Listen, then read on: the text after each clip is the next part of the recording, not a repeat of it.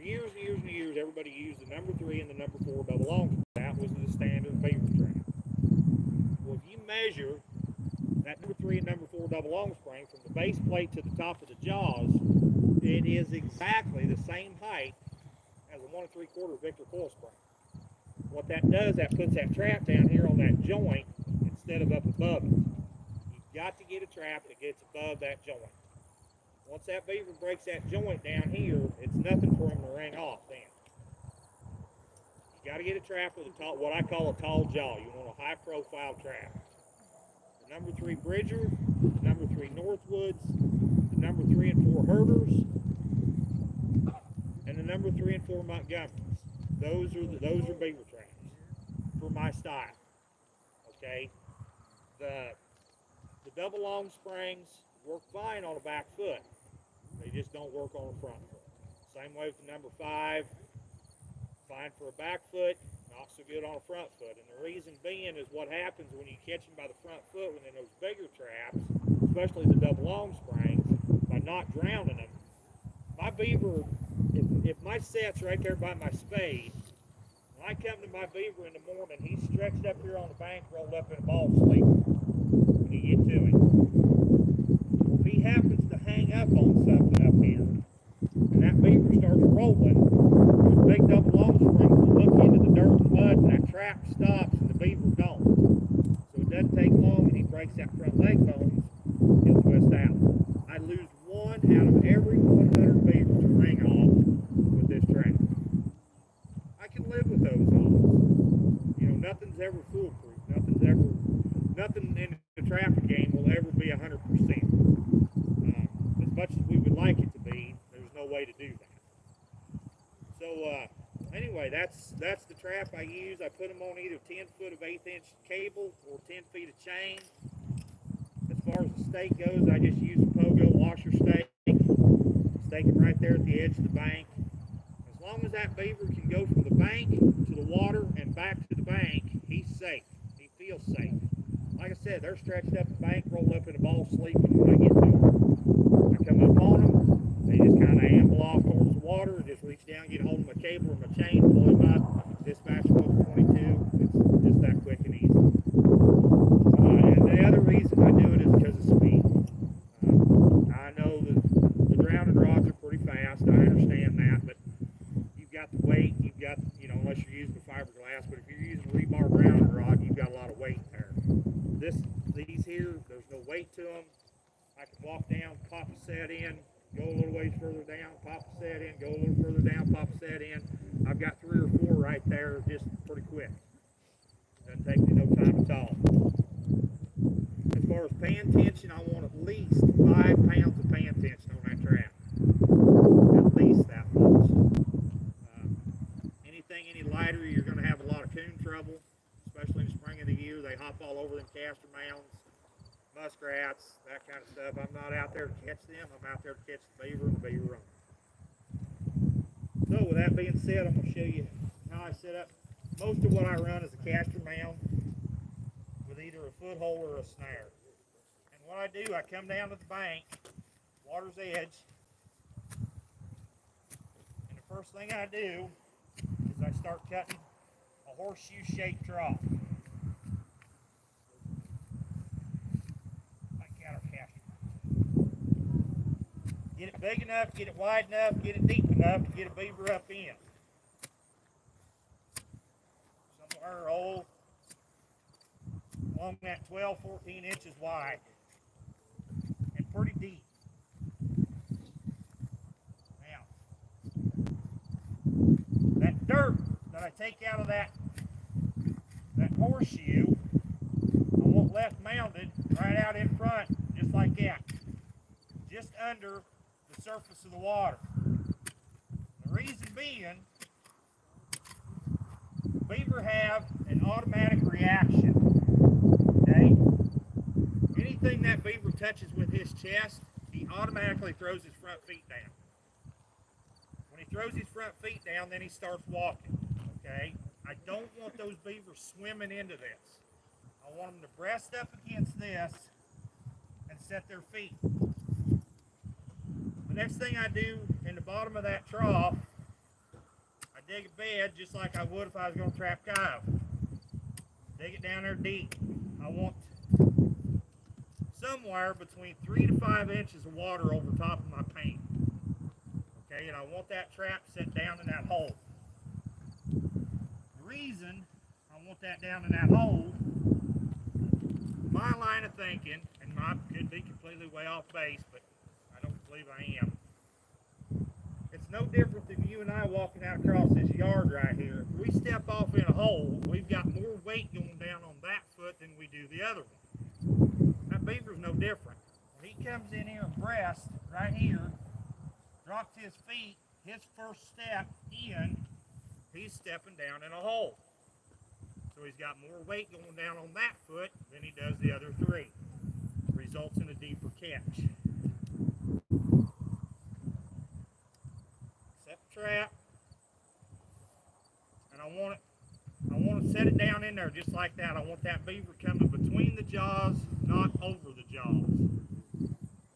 And as I stated yesterday in my bobcat demo, for any of you that was here, for those of you that weren't, this is a dead spot. The old wives' tale that a beaver or coyote or whatever can step here and that dog's going to throw his foot. If you still believe that, come get out of the Stone Age and come learn this, okay? Because they can push on this all day. He can stand on that all day long, and that trap will never fire. That's a dead spot. All traps have it. So don't worry about that old tale that he's going to throw his foot. It's not going to happen. I want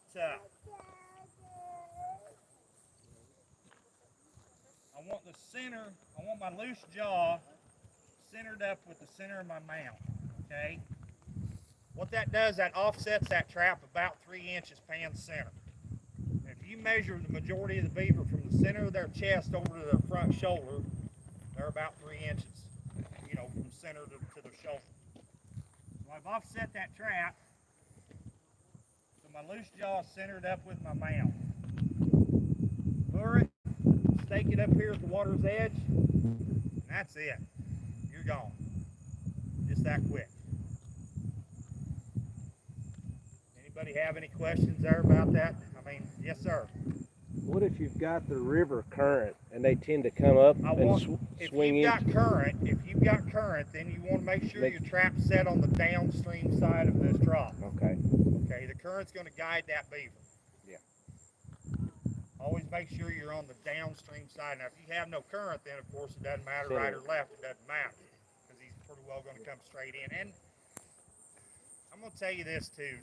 The majority of the beaver that you catch don't come straight in.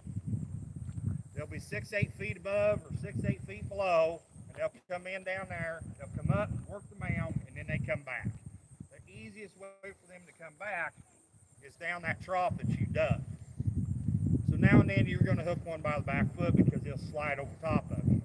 But the majority of them will walk down into it and come through. But every now and then you're going to get a beaver that is going to come straight in. But the majority of the time, especially in moving water, they're either above you or below you. And they'll walk the bank, you can see their tracks. They walk the bank, work the mound, and then come back. Anybody else got any questions here? It's going to be really fast and simple, guys, because I don't spend a lot of time out it. Now, here in Illinois, the sovereign nation that it is, I'm sorry, I live in the United States. I live on the west side of the Big River. Your snares have to be half submerged, right? Half under. Okay. So I build all my snares exactly the same, just different lengths and different loop sizes. This is actually a short one. I usually make them 10 feet long. 7 foot of 3/32 7x7 cable for the tail, and roughly 3 foot of 5/64 cable for the loop, 7x7. And whatever lock you prefer. This happens to be a micro lock. I prefer a cam lock myself. I don't know what your state tells you over here, whether it's got to be a one piece or whether you're allowed to use a two piece or what lock you can use. I don't know. So anyway, that's my snare. 3 foot of 5/64. You'll find out you'll have less snare damage on the fur by using a lighter cable than what you will using a heavier cable. That heavier cable bruises them up and beats them up pretty bad, where a lighter cable will stay more in place and it doesn't burn them up quite so much. To use this set, you can do the same thing with a snare as what I did with that foothold. The only thing you have to do is dig back here a little bit farther, or come back a little farther, get that beaver on up in there. So your caster mount's up here. You want your caster mount somewhere between 18 to 24 inches ahead of your snare. Give him plenty of room to come or go either way before he hits it. And then you just adjust it to the height to where you're half submerged to make it legal. That's all there is to it. Now the biggest thing with snaring, when most guys start, when they start learning how to snare, the first thing everybody wants to do is hang that lock in the 12 o'clock position. A strong wind, a big wave, anything will knock that snare down. So what you want to do, besides getting them stabilized and solid, you want that lock off here in that 10 o'clock, 2 o'clock position, whichever way you're going. What that does, it's like putting pan tension on that foothold trap. Once it gets to a certain place, it fires, and it fires all at once.